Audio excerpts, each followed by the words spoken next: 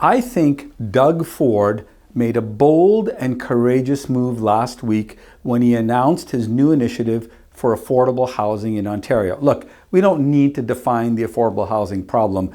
It's clear it's a problem, and it's a multivariate problem, and it's going to take solutions at many levels.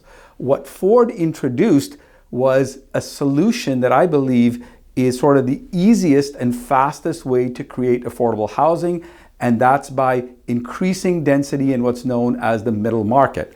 Now, there's a way to go here in terms of getting this initiative implemented with municipalities, with lenders, and things like that. But I believe that what Ford has addressed is the problem on everybody's mind, and that is, how do our children buy a home in today's market? Look, back in the day when we bought a home, us baby boomers, a house was 3 times our income, okay? Today, that house is 15 times income. That gap is not going to shrink, okay? So we need to rethink and have a mind shift on home ownership.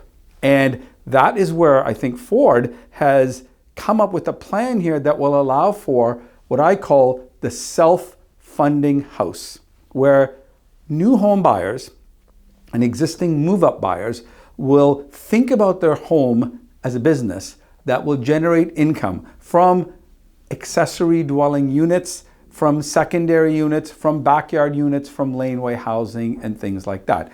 It's a good move on the Ontario government's part, but there's work to do. For the last 6 months, we have been writing a book called The Self-Funding House that basically takes what Ford has said and puts it into a format for, I think, the common man and the young person to understand. And what we're saying is, to own a home today, you're going to need to get ancillary income from accessory and secondary units in your house. That requires a mind shift.